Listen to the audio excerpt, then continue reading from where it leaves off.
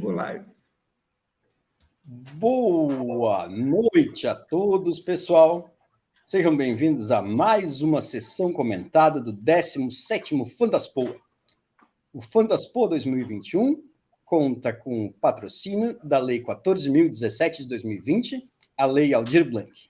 Nessa noite de hoje, nós temos aqui a presença do diretor brasileiro Felipe M. Guerra, que vai estar conversando com o diretor e roteirista Alex Noyer, sobre o Som da Violência, que eu acabei de elogiar para ele, por acaso, caso alguém não tenha assistido, assistam antes de ver o debate, porque é o filme que mais me deixou perturbado esse ano. And thank you so much, Alex, for being here with us. I love your film, and I think it's going to be a great Q&A. Thank you so much for having me. I'm very excited. Muito obrigado. Now, I leave you to Felipe, because he's way better in doing Q&As than me. No, it's a lie, it's a lie.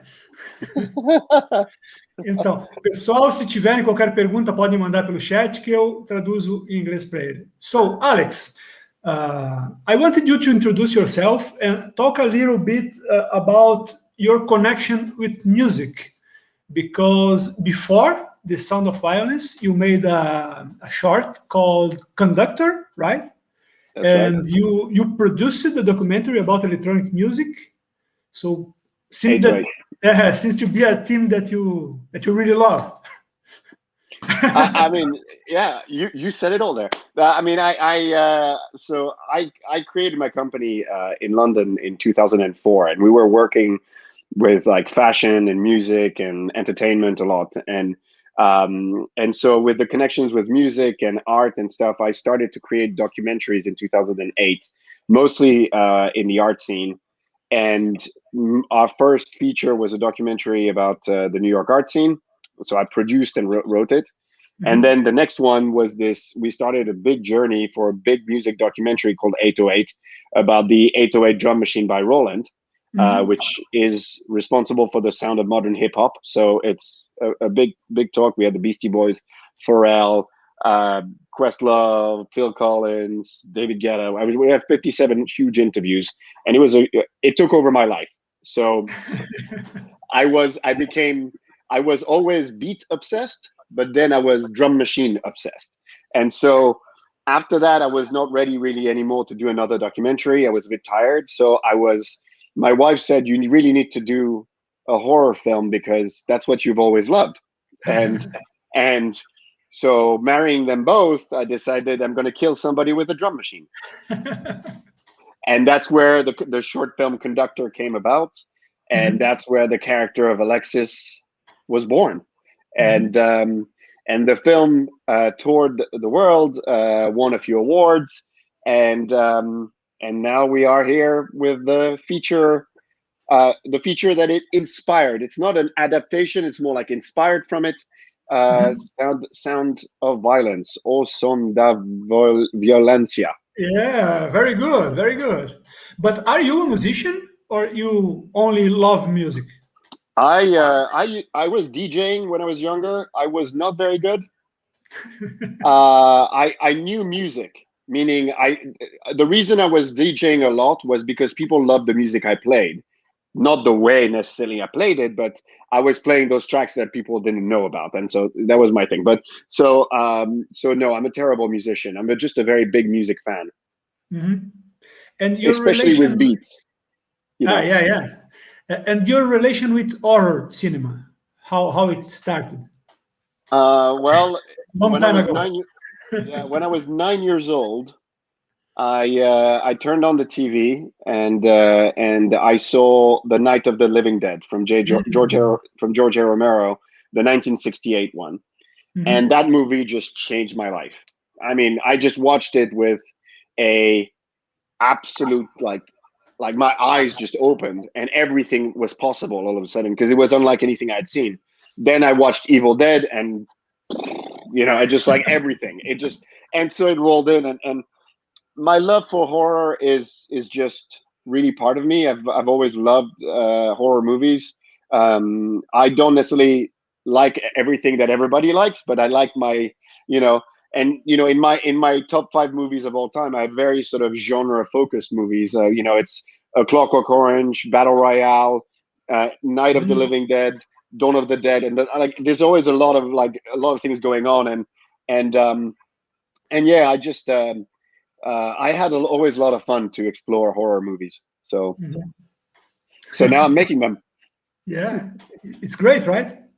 I love it's a great job. I mean, it's like, you know, as I said, you know, after making documentaries between 2008 and 808 was at South by Southwest in 2015 and came out in 2016 on Apple Music. So that was like those 8 years. I was all about documentaries. But now I was exhausted. I was like, I couldn't do it. Like stories were not inspiring me. And this is where I have to give big kudos to my wife, who was like, do what you love. Just please do what you love. Do a horror movie. You have all those crazy ideas. And when I started writing, I was encouraged to switch from producer to director, because when I write, it's very visual. And so I went for it. I went for it, and conductor blew a few people's mind. And Alexis is a whole new type of villain. Is she a villain? So returning to something that you said before about conductor, the Sound of Violence is like an extended version of conductor, because I saw in IMDb that the first title of Sound of Violence was conductor, right? Or it not? Was, yes. So initially I wrote it to adapt it. But then as I wrote it, I focused more on Alexis, and I realized that the word conductor, which is really the orchestra, applied really well to the short, but didn't work for the feature, because the feature was different. She was more hands-on. She's more involved. She's directly, you know. So I felt that instead of just trying to just expand it, I'm going to inspire myself with it and rewrite it as a character story. And we're going to follow her, because, you know, in the short, she kind of comes in and we're not sure what's going on. Whereas here, I was like, no, we're going to know what's going on. And I'm going to make you super uncomfortable, because we're going to stay with her all the way. So that's why Sound of Violence is, I always say, it's an expansion on conductor. The same universe, let's say. Yeah, or a parallel universe, but either way, same kind of spirit. Yeah, it's the same. It's the same premise. And I really wanted to have to have music as a driving force of horror, which normally we have music as a rhythmic, as a telling of tone and stuff. But I wanted music to be in the story as well. You know, that almost the music, you know, obviously we have some score, but the music is really between the character and the audience. It's the same one. And when we take everything away, it's for everybody.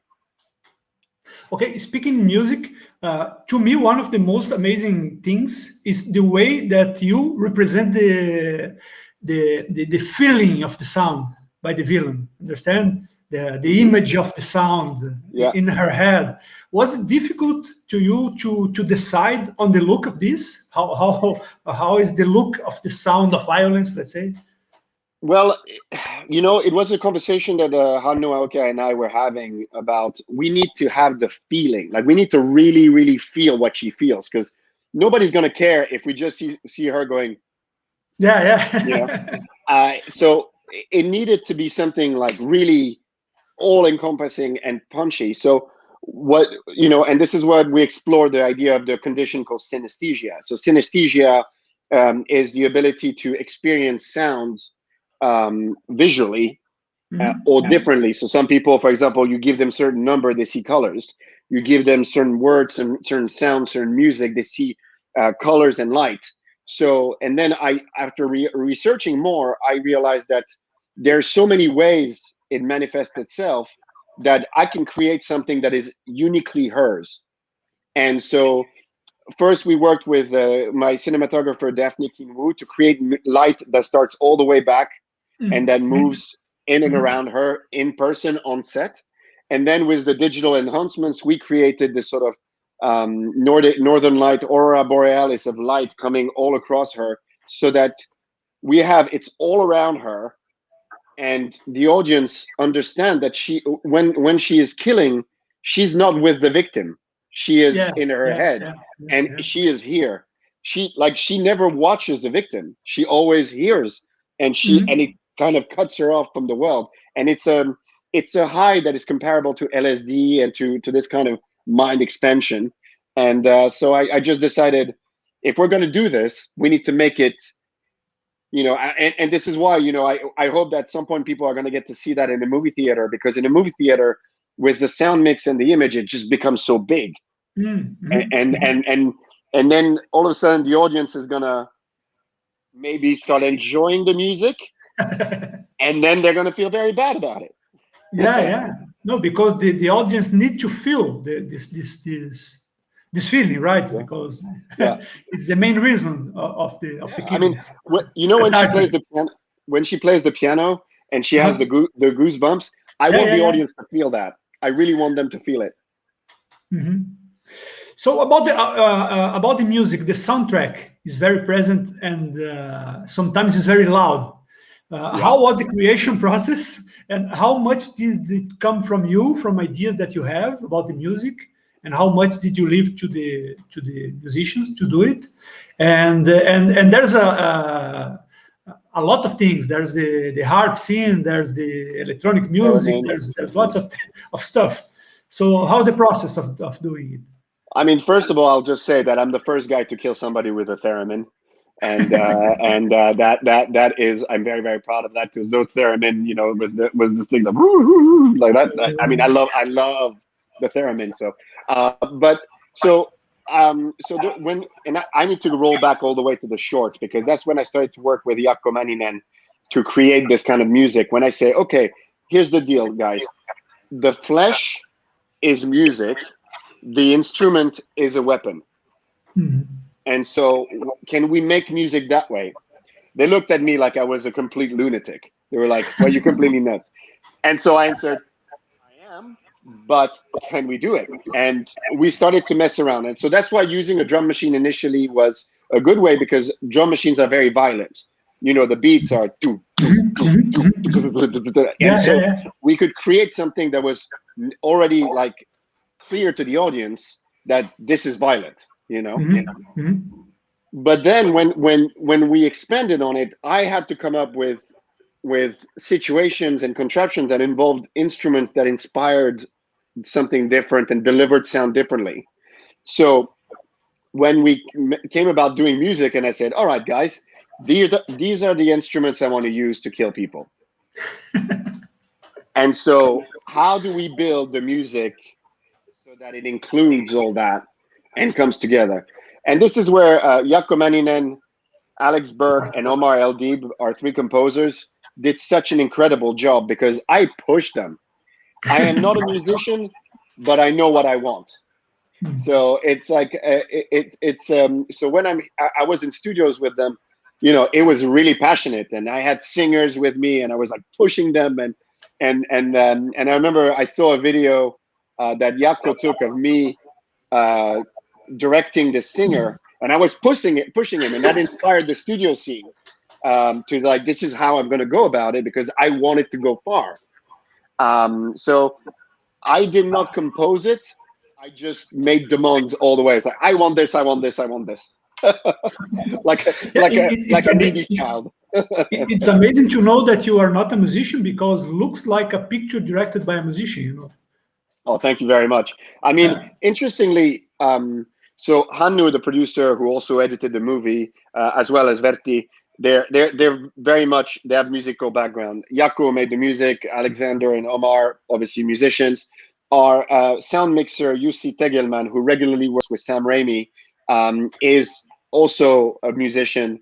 Our actresses, Jasmine is a singer-songwriter. Lily has a musical background, and James is James Jagger. So there you go. So the fact is like I was the least qualified music-wise, but that's okay. I surrounded myself with everybody understanding music in a way that it made everything. So when I could tell them, how about we try this, I could count in it. And you see it with Jasmine, especially when she is supposed to commit those murders. She's in a groove, like she dances. She's there. And I hope the audience as well do that. They take off the handbrake and just go into it and kind of allow themselves to kind of go with it, so that they can really take it in and not overthink it. So let's talk about about the actresses. I researched about the actresses because I was watching the film and I was kind of where this guy find these girls, you know, and I saw that Jasmine, the villain of the film, she has made lots of films, but this is the first time I have noticed her. I mean, she's in this really good show called The Leftovers. Now it ended, but it was that's where I saw it first. So when my casting director Amy Renee suggested that I speak to Jasmine, I was very excited because I loved The Leftovers and she was great in it. And now she was in the new Spider-Man video game. She is doing the new Scream movie. She's doing the Scream movie, Yellow Jackets. I can tell you that if I did the movie today, I probably would not manage to get her.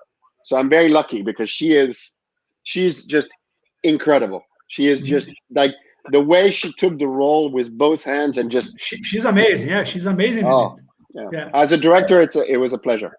She was your first choice, or did you have other choices? No, so we had a big conversation, and this is where I had a really good casting director because we were talking about various options. But then the good thing is because as well the character is not just musician, but she's also a gay young female, and I needed to be authentic. And having Jasmine Savoy Brown being a queer actress who really demanded that this story is told right also was very important. So when it came to the conversation, she became the obvious choice. Because when I met her, I realized that she had so many. The way she looked at me, the way we talked, the way she talked about the character, and after that, when we talked about the identity of the character, I felt that not only did she understand the character completely, but also she would make sure that I get it right, because I didn't want to make anything that was not authentic. So that was like that's why I'll always be very grateful to Jasmine, because she pushed me to make sure that everything was just perfect, and I pushed her to make sure that she was Alexis. And the first time I met her when she left, I felt that I had met Alexis, and that was incredible. So yeah, she was the obvious choice. And she know music too, or she? Yeah, she likes music? She writes and sings. Oh, yeah, Jackpot. She's very talented. I mean, and you see it because you see it with the drum machine when she dances. When she's in her groove, the way she listens, the way her facial expression align when she's listening, you can tell that she does that regularly. She knows. She knows. Yeah. And the same with Lily, because I check her IMDb and she's in Bone Tomahawk, a movie that I love. Yeah. But I don't remember her there. But in your film, she looks amazing. How did you choose her? I've always been a big fan of Lily's. There was another project I was looking at, and many things that I always thought that I hope that one day I get to work with her. And when we heard initially we asked and she was not available, and then things changed and she was and she read the script and she liked it. So I was very excited about that. Because she's in everything. I mean, you've seen Banshee, Ray Donovan. Yeah, it's incredible. It's like she's everywhere, and she's now as well in the new Power TV show. She's again. I'm very lucky. But they are very good in your film. It's the first time that I noticed this actress. I don't know if you understand, but it's the first time I look at her. Oh, this is great. So yeah. You did a great job. Thank you so much. And you asked before when you are talking about the story that is she a villain? And I think this is a great thing about your film. Some people probably identify with Alexis, right? Did you intend it from the beginning, or was it something that maybe came up with the actress? Who does an impressive job, or since the beginning you knew that Alexis is like this tragic character? Yeah, I always wanted her to be an artist, so not a killer. I wanted her to be not after blood, but after music. And so I was hoping that the audience would stick with her as an artist with a very fucked up process. Sorry, I don't know if I'm allowed to swear on this, but was a messed up process. And so I've always wanted, and it was very challenging writing it and trying to keep the focus. And this is why, you know, when you build from the trauma that she suffers at the beginning and throughout the stories, remembering, and then when she kind of loses control, you're like, I have to keep the art as the only way for the audience to understand what she's doing. Whether they're going to accept it, that's a different story. But the ability to see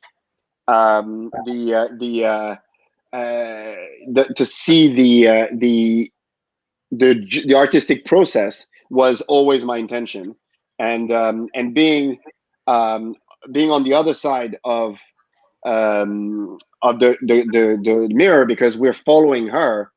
I'm just like, the only way we're going to stick with her is if she's like creative or crazy. She is also a lovely person. So also, this is the other thing. I didn't want her to be an introvert, you know, because then when we're with her, it's awkward. Whereas with her, we realize she's lovely with people. She's clearly, she has something going on with her best friend, but that relationship is very important.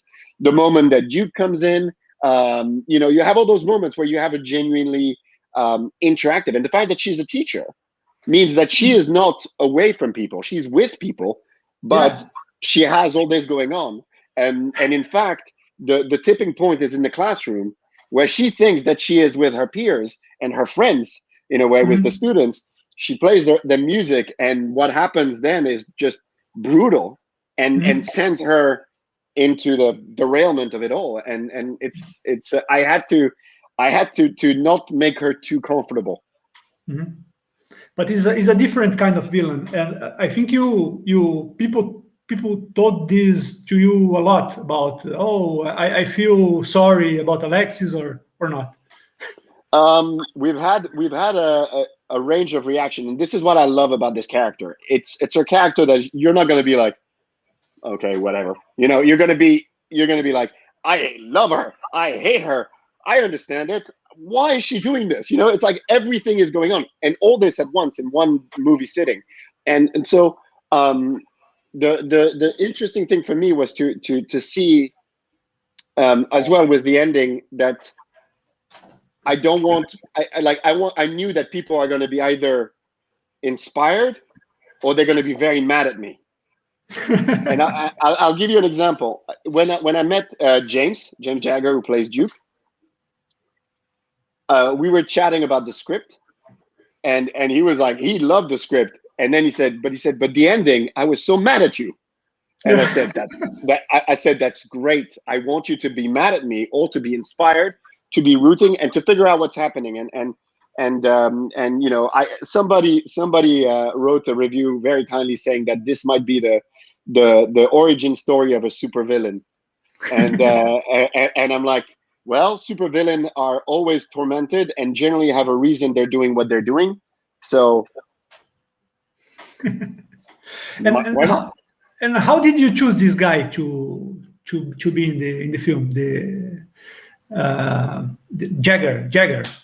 I mean, I loved him in Vinyl. I was like, I watched that show and I liked it, and I was like, when I was writing the character, I was like, I was trying to figure out, like, okay, what do I want? Do I want the bad boy? Do I want the douchebag? Do I want somebody that people are going to hate? And I was like, no, I want somebody who you think is a douchebag, but then turns out to be a nice guy who turns out to be in the way, but was never intending to do anything bad. He was very nice, and he's very genuine with Marie, and he's very genuine with everybody. And but he's getting caught up in this thing without really realizing, and he's willing to push it because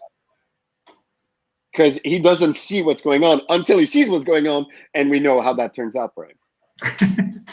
Do you think his father saw the picture or not? I don't think so. Okay, let's talk about violence. I don't know if people know. I know because João told you before, but the death scenes are all exaggerated, all over the top. You know, you probably heard this a lot. But my question to you is that some of the deaths for me, like for example that one in the chair, you know, the first death, if I recall, Yeah, exactly. To me, is a device so complex. Looks like something from Dr. Phibes, you know, or the Saw franchise, maybe something like this. I don't know. It's This not is that complicated. That's the thing. It's not complicated, and this is the thing. It looks, because it's in a big warehouse. It's but big. all Yeah, it is, all it is, it's a chair with moving arms, which are only like folding like this, you know. yeah. And then a drum machine. So it's like a keyboard, and it goes. I mean, when you think about, like, for example, Saw, it's like industrial size, like every the wall. No, yeah, blah, blah, blah. it's too complex. Here, too complex. Yeah, here it's a chair, and she just figured out how to do. You know, we all did Lego Technics when you just press a button and the arm goes down. Lego Technics, blah blah blah blah blah. It's just a little bit more hardcore version of that. No, but my question is that, did you have any conflict between how much to show, how much to suggest?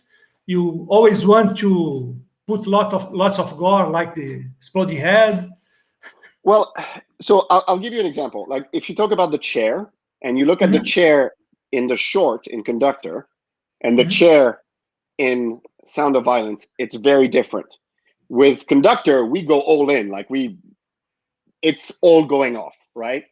In the movie, we are essentially right behind the chair, and you see the movements, you know, just constantly happening near, but we don't see, we have no close-up. We just see it's just so energetic that it feels so violent. It feels like fundamentally, but we're never here. We're never seeing here. The only moment is like when we hit the head and the blood drips from the head break. That's the only shot. After that, you know, everything is quite abstract because we wanted it to be more to be more dynamic. After that, in my homage to Scanners in the studio, the thing is, if you remember the scene in Scanners, they used a high pitch just before, and because that's the sound that the theremin does when you grab the antenna, I was like, I have to go there. I have to. And so, but again, we are not with it. We are with her. It's just happening behind her. Yeah. So here's the thing. Our important part was to be always focused on Alexis. Meaning, when we're with the chair, we see Alexis on the side. That's what we're seeing. That's what we're focused on. When we're in the studio, we're with Alexis in the foreground, right? And with the harp, we're actually more with that's the one that we got in a little bit, but because Alexis is right behind the wall, and obviously we have Lily, and all this are mega spoilers, by the way. If you haven't seen the movie, I'm sorry. I just wanted to be always with Alexis, and that guided my gore. And it's interesting that if you look at the short, that is extremely gore. And if you look at this one, which I don't think is as gore, okay, maybe the exploding head, but fundamentally, I would say that like I get the same response because the perception is that this is, oh my God, what have you done? It's like, you know, it's Dr. Frankenstein, like, oh my God, it's alive, and I'm like, yes, it is. No, but it's not so explicit, let's say, but looks like, you know, because of the cuts and the sound and using real people. This is this is one of those things that I learned in the short is that we cannot we cannot what's it called, we cannot make a dummy act, like, you know, when we use, you know, so with the short, we had to make sure that we had a lot of intercuts between what was prosthetic and what was the person. I tried in the feature to do as much as I could with real people.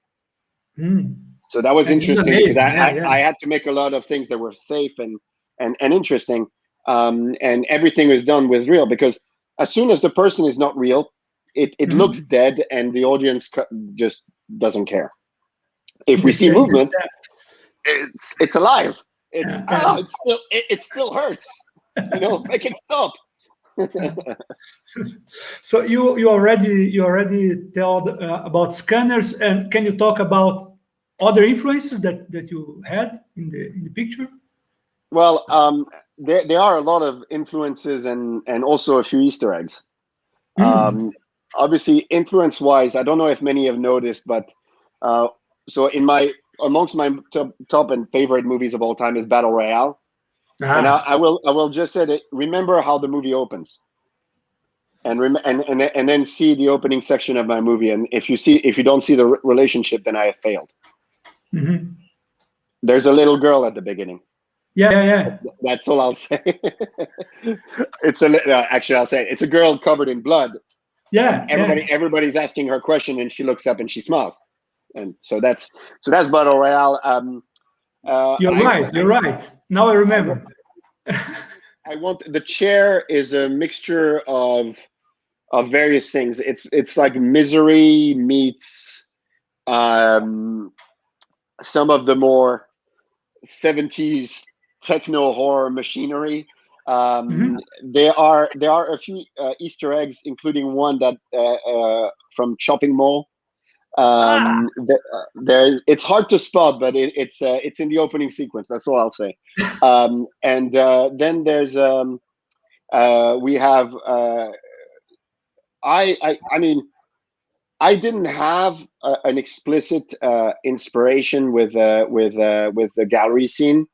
It was more like a bit of a giallo scene and a bit like D'Argento and all that, sort of like the real high contrast colors, vivid colors, really, the white walls and the dark clothes, and then the very bright. And that's why I was using the art from Adam Mars, who I love, and all the pieces are behind. And the one right behind the harp is actually, I picked that one on purpose because it says "Love is waiting, but we're impatient," and obviously that's related to the story.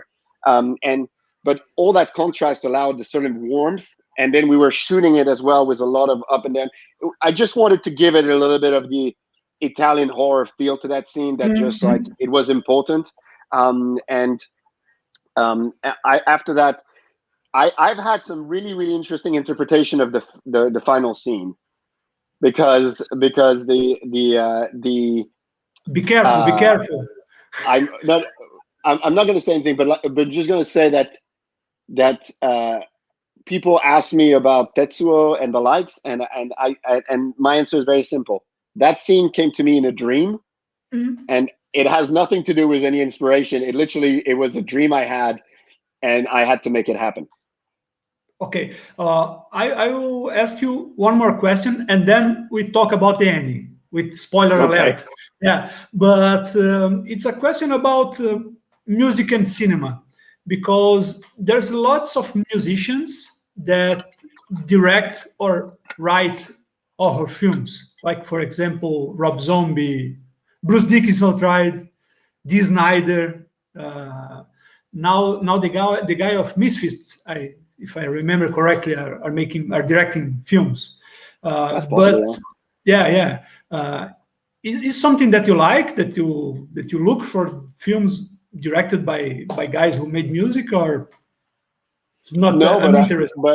No, I mean, not specifically, although I love Rob Zombie. I love his work, both musically and film wise. I just feel it's normal, because if you look at genres like horror or even comedy, it's all about timing. So, like music, and I would say especially genre. So when you're in horror, or you make the world that you live in needs to have subtext, and needs to have textures, and needs to have that music brings almost better sometimes than cinematography. So I was asked a question the other day, which is, do I prefer music or film? And I said, they both have value. They both have importance. And I like that once can live without the other, and the other without the other, but together they make something big, because it's just storytelling using music is just so interesting.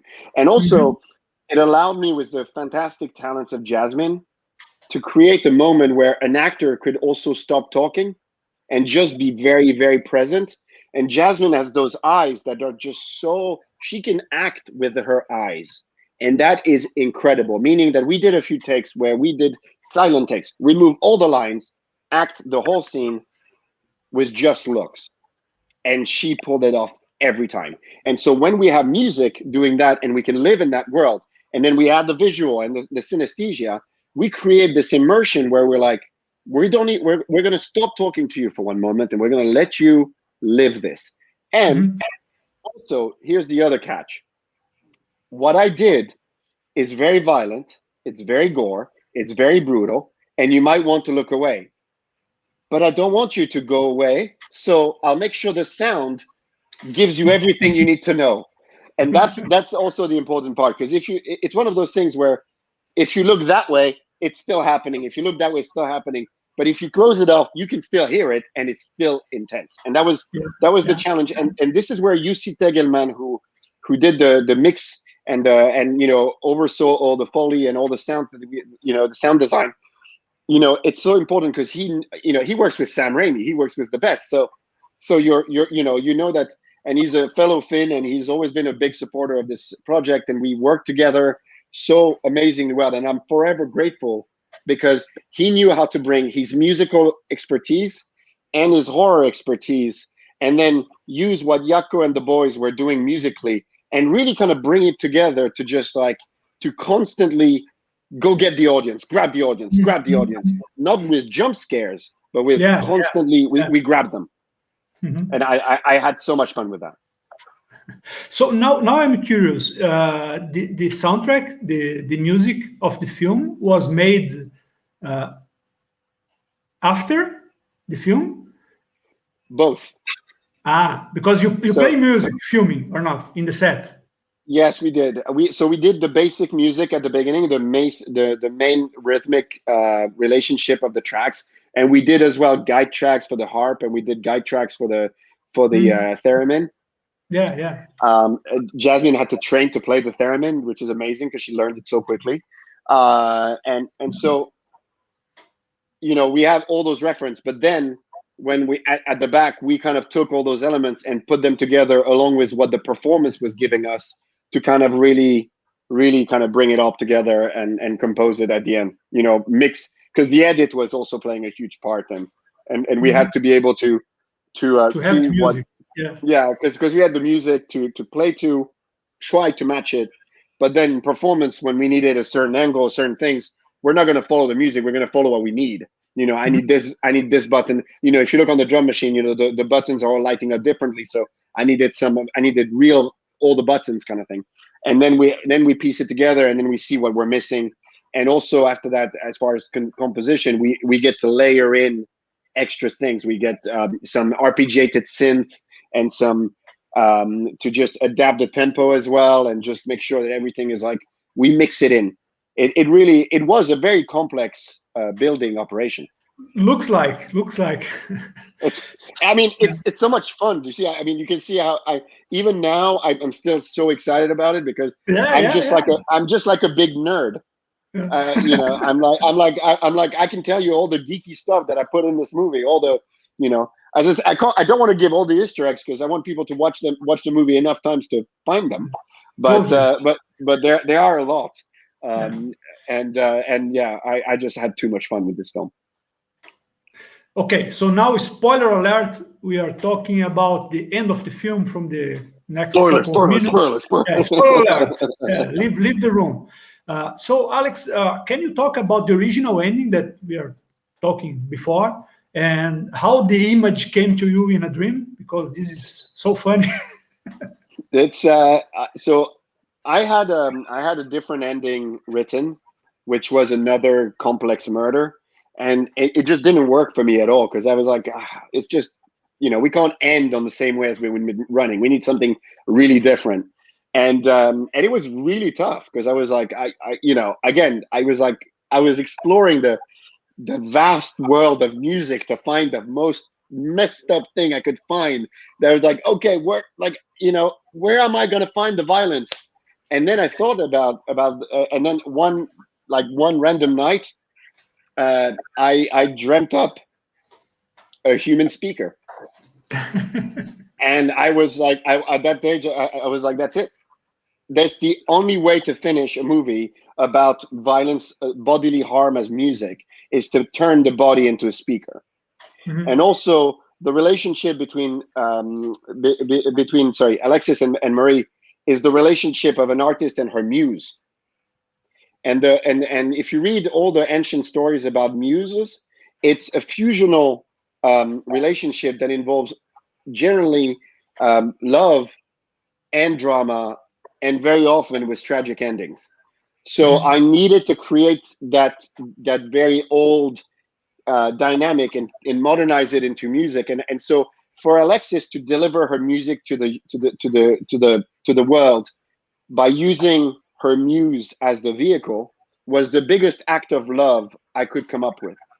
Mm-hmm. This is really her showing love to Marie, not realizing what she's doing at the same time, not thinking about the consequences. So mm-hmm. it was very interesting to be able to push that, and then just before it finishes and the track climaxes, I take it all away from Alexis, and she can't hear it, she can't see it, the colors are gone, everything is gone. And that was because although she seems to get away with it, I'll just say at what cost? She loses everything. Yeah, everything. Yeah. It's a tragic ending, in fact. Yeah. And that's why it makes people mad. Sad. People like to see the bad guy in prison or dead. And I'm like, but again, do we know she's a bad guy? It is worse, I think. Yeah. But the image came to you during filming or before? Oh, no, before. That's when I was writing the script. Yeah, okay. And so, and in the morning, I drew it.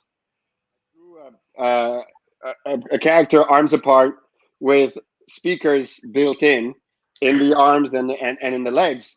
And I sent that to Hanu, the producer, and to Robert Bravo, my special effects guys, and said, this is how we're going to end the movie. And I can tell you that I scared the shit out of them. Okay, like, Alex, you dreamt that? yeah. But it's a great way to end a music film about music. Thank you. Yeah, it's a great way. So to me, it's amazing for a first film, and people are loving it in Fantaspoa, we can say, because there's lots of comments. I don't know if you have some final comments to the Brazilian audiences. Just for everybody that's watching. Just thank you so much for having us. I mean, I'm really sorry I can't be there with you guys and be, living all that is happening, in person. I'm really, really grateful to have this movie there, and Fantaspoa rules. And by the way, I'm going to need one of those trucker hats, the Fantaspoa trucker hat. I need to get one on your store, because it's like, they're really cool. And I hope the audience, and please, the audience, reach out on social media, tell us what you think.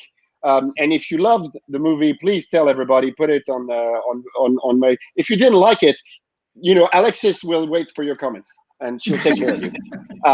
But yeah, muito obrigado.